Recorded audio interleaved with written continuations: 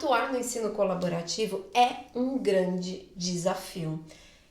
Hoje a gente vai conversar sobre esse tema a partir de uma dúvida que eu recebi aqui, nas nossas redes sociais, e eu trouxe para a gente discutir. Eu tenho certeza que vai contribuir com a sua prática, com o seu pensar. Vamos acompanhar?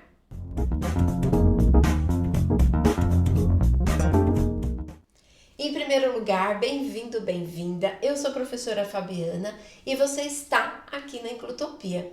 Você já assinou aqui, já se inscreveu no nosso canal? É bem importante que você faça a sua inscrição para não perder todo o conteúdo que a gente publica aqui no canal do YouTube, combinado? Então, olha, eu vou compartilhar com vocês a dúvida que eu recebi, e a dúvida é o seguinte: como fazer para trabalhar no ensino colaborativo, não é? Quando o professor ou a professora regente não tem interesse. Essa professora que trouxe essa dúvida, ela estava bastante angustiada e, de fato, como é que eu faço um trabalho em colaboração, onde eu dependo da ação do outro, sendo que esse outro não tem o mesmo interesse em contribuir, em colaborar? Parece contraditório, não é? Quando eu falo de um ensino em colaboração e que o outro profissional não aceita fazer parte desse processo. Como se eu tivesse que convencer o outro professor a estar dentro, da proposta.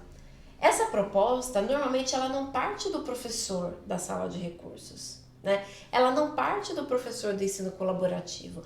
Normalmente é uma proposta da rede, da instituição de ensino. Se estamos trabalhando para a mesma rede, para a mesma instituição de ensino, por que o professor poderia ou não aderir à questão colaborativa? É opcional? A educação inclusiva, então, é opcional na sua rede de ensino?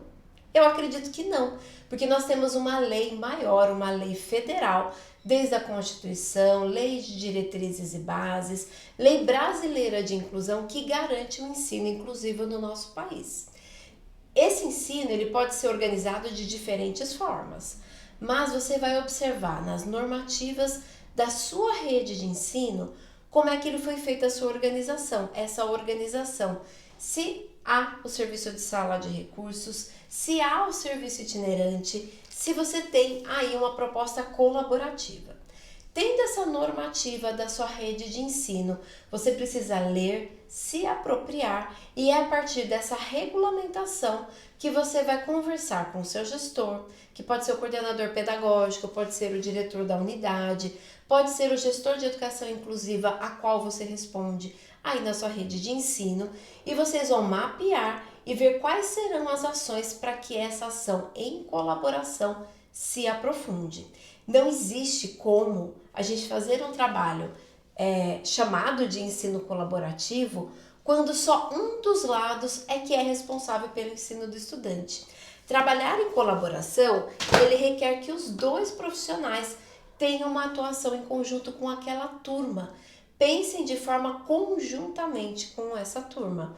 Muitas vezes eu ainda começo num trabalho em colaboração, um trabalho em parceria.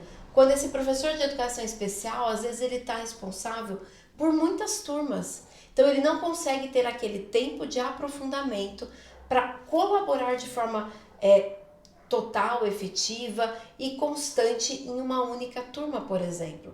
O ensino colaborativo, como nos disse a professora Enicéia Mendes, a professora Vilaronga, ela depende de um professor de educação especial e um professor regente atuando de forma em colaboração, desde o planejamento, da execução das atividades e da avaliação. Eu chegaria na sua sala, por exemplo, nessa sala de aula, e eu teria dois professores circulando, fazendo a regência de forma simultânea. Eu não conseguiria saber qual que é o professor de educação especial e qual que é o professor regente. Se eu ainda tenho uma situação onde eu chego na sala de aula, há um professor regente conduzindo a aula para o coletivo, e o professor de educação especial, esse professor de apoio especializado, ele senta somente ao lado do estudante com deficiência, eu ainda não tenho um ensino colaborativo. Eu posso ter um trabalho em colaboração, um trabalho em parceria, ou muitas vezes eu posso ter ali uma situação de exclusão. Para você saber a diferença entre uma coisa e outra, para você verificar se há ou não uma situação de exclusão, é só ver se esse professor e esse estudante estão realmente inseridos, contemplados no planejamento macro do professor.